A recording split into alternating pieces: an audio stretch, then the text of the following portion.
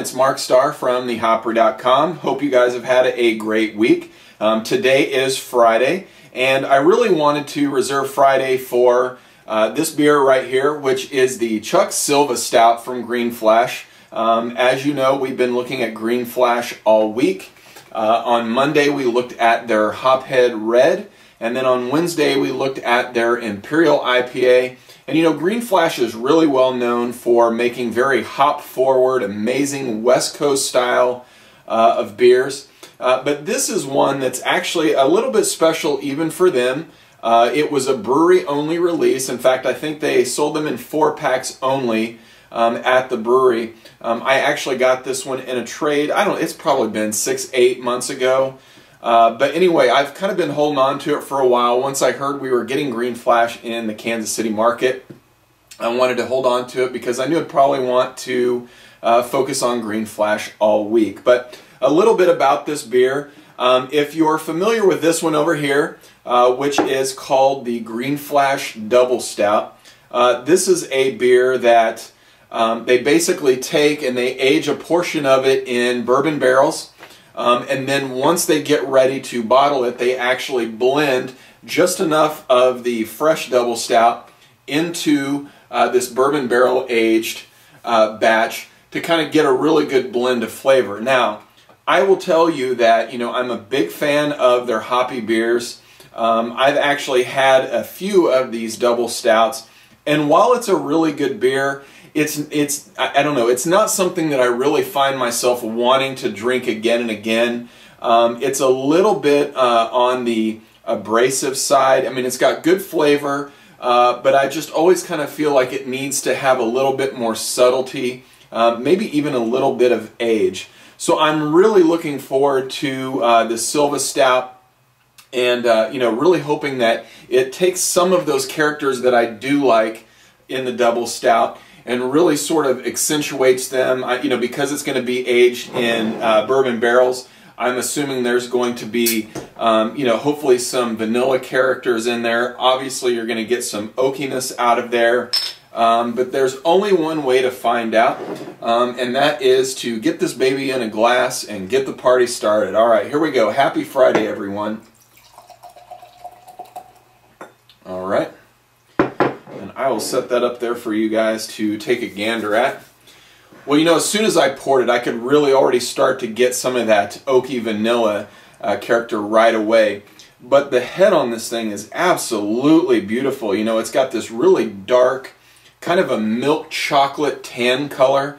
Really inviting, good and frothy. I can tell this is going to leave some pretty good lacing on it. But yeah, just a really nice looking head.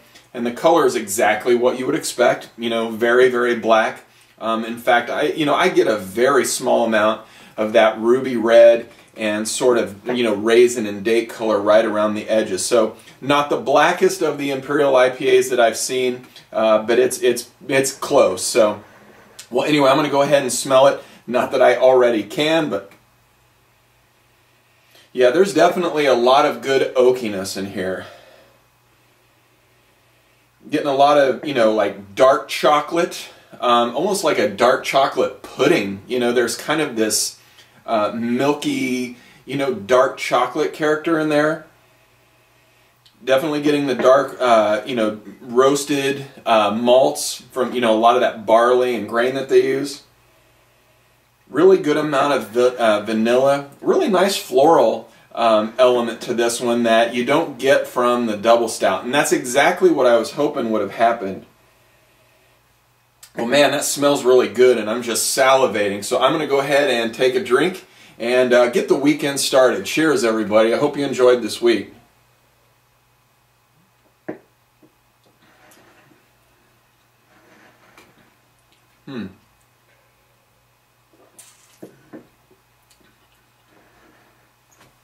Really good oak character in here, and I say really good oak character because sometimes when you get oak in a beer like this, it's just overwhelming. Now, I know a lot of people like the Bourbon County Stout from Goose Island.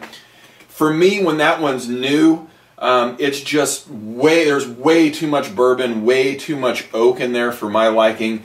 I like the oak to be a little bit more subtle, a little bit softer. Now, because they've blended this, I think that's what's making this so enjoyable for me. You get this nice soft vanilla character, a touch of oak. I'm getting lots of that sticky, chocolatey, coffee type flavor up front. You get a little bit of that bitterness like you would get from, like the hops or a really strong roasted coffee or espresso on the mid palate. And then after it goes down, it just leaves all of those flavors lingering, pretty much right at the same level together.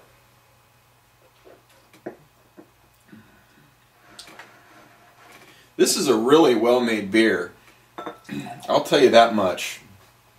I mean, I think, as I said earlier, it really is kind of the subtlety of the flavors that you look for in a style of beer like this that is what's making this so enjoyable for me.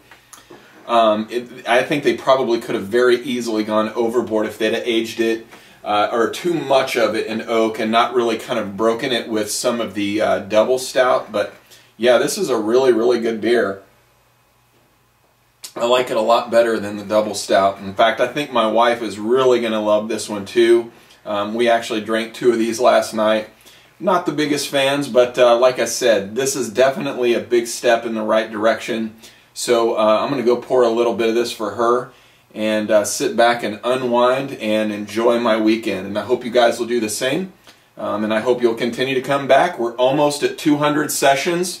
I'm not sure what I'm going to do yet, but I'm going to try to do something pretty great. Maybe get Tim Pratt involved and get him back on the show. But that's it for today, guys. Until we get together next time, cheers.